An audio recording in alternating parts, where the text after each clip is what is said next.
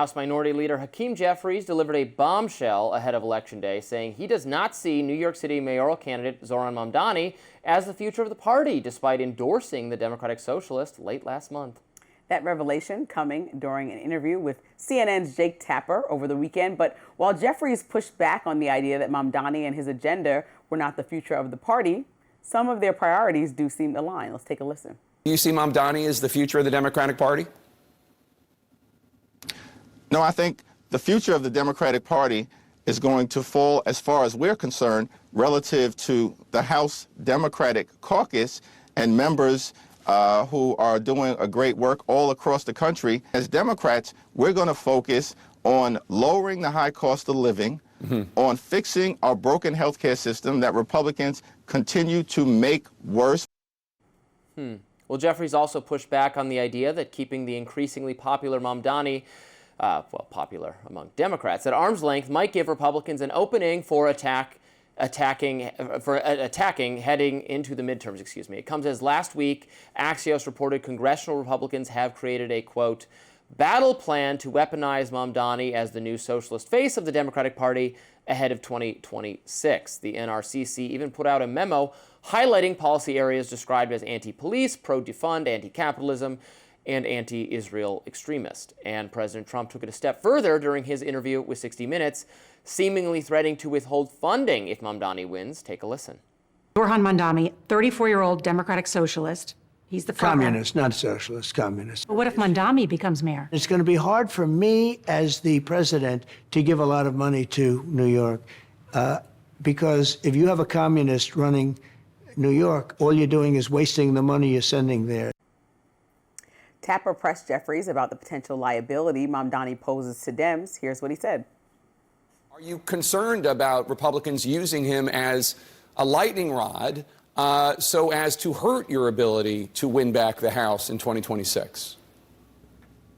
No, the lightning rod, in terms of what's going to impact the ability of either side to win control of the House or hold control of the House in 2026, is going to be the failure of Republicans to actually deliver on the promises that they've made and to actively make life worse for everyday Americans. Now, following that interview, The Hill reached out to the Mamdani campaign for a comment. So far, they have not gotten back to us, but a CNN reporter did throw in a surprise question about it during an impromptu interview. Let's take a listen.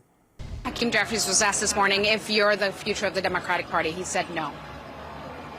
Good to know. Do you have a response? No, I'm focused on the next 2 days. Do you think you're the future of the Democratic Party? I don't dare predict the future. That's why I'm out here canvassing to deal with my anxiety to get through the tape of the future of 9 p.m. on Tuesday. I mean, come on, Robbie. They're playing politics here. It doesn't make sense. Everyone. Like, it doesn't make sense for, just like you say, President Trump, he doesn't answer questions like, oh, yes, I'm going to do this tomorrow. I'm going to, like, in what world would it make sense right before an election, 2 days or a day now before an election, or as you walk into midterms to say, yes, this person and all their ideas, even the ones we don't agree with, are the face of the Democratic Party. I think that would be silly on Hakeem Jeffries' part. He understands that. Mamdani would be silly to try to proclaim that ahead of this because he's allowed to. Not trying to do that, but yeah, he said I can't predict the future. Well, like everyone is playing politics right now, and so are Republicans because they want to try to paint Mamdani. Understanding how liberal New York is, specifically New York City, and how blue it is, they want to try to paint that as the whole country, and that may or may not be the case. I think Hakeem Jeffries and the Democrats that are all over the country have a lot of work to do about what the messaging is. I don't necessarily think it needs to be what Mamdani is saying to New York voters. People were open to try something new there. Wanted him to, he spoke to housing, he spoke to cost, he spoke to groceries, things that people really care about. We just saw that poll about the economy that I brought up in the last block. I think that helps him to keep talking about, but I think that Hakeem Jeffries and the rest of Democrats across the country have to figure out the messaging before they start proclaiming what it is. Mamdani's ideas to fix cost of living issues are absurd and ridiculous and have failed everywhere they've been tried. Hakeem Jeffries, I don't think had a very satisfactory answer there. Obviously, Republicans want to portray Mamdani as the future of the Democratic Party. Democratic socialists, liberal, far-left people, progressives also want Mamdani to be the future of the party. So really, if Jeffries doesn't want that, and it's clear he doesn't, because it's clear he's much, much more moderate than Mamdani, and he thinks Mamdani, I believe he does think Mamdani could be bad for Democrats nationally, not in New York, but nationally. But so he should just say that. He should just say, he won the Democratic primary, so he's the Democratic candidate, and of course we support him in New York City. We don't think his views are necessarily the right views for the National Party, if that's what he thinks. No, but or he could say Mamdani's views are correct for the national parties and will be embracing far-left populist socialism because the kind of neoliberal establishment Democratic politics of, for instance, Kamala Harris have been explicitly repudiated, so we are looking for something farther left.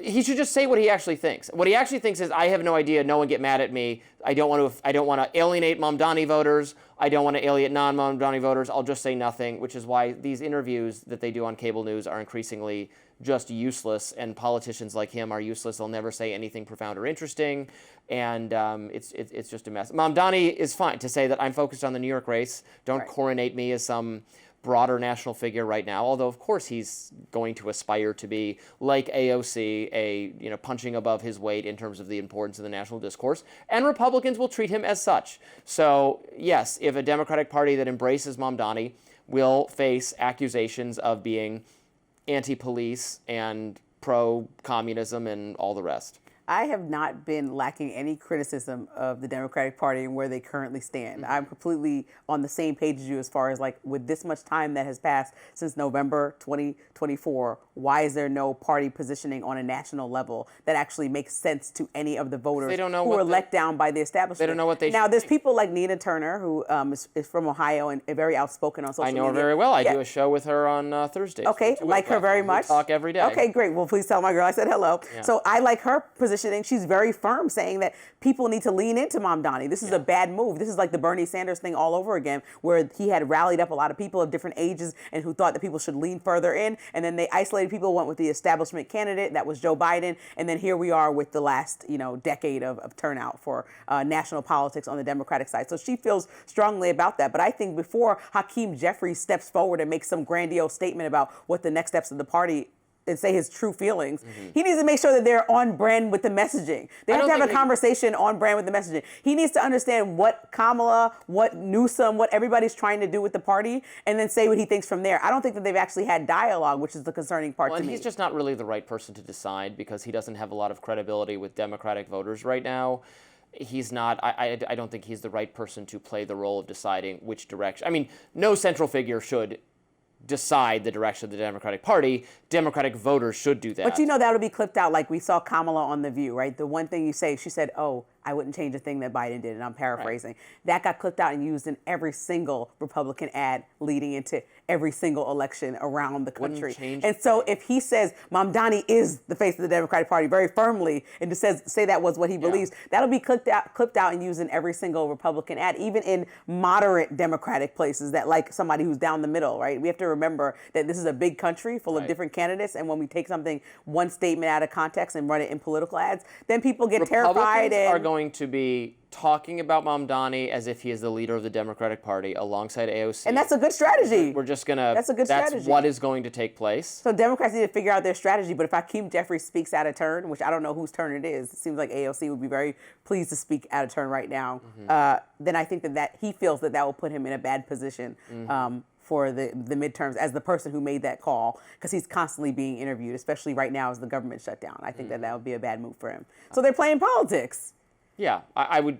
Yeah, I guess. It's just the Democrats need to pick a direction. I mean, they're at war with themselves. Republicans have this problem in slightly different ways.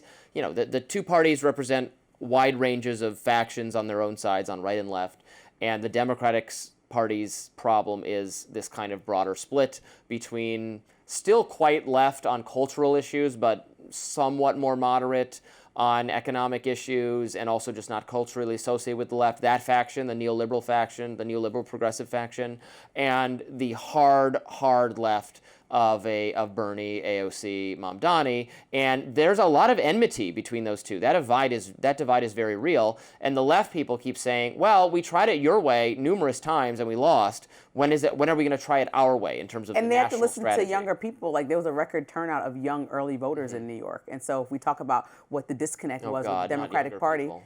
Well, yeah, you talk about listening to the youth and getting old people out of Congress all the time. I don't like younger people or old people. Okay, well, the younger people spoke up. Exactly. No, only exactly millennials. The millennials should run things for the foreseeable future. It's our turn.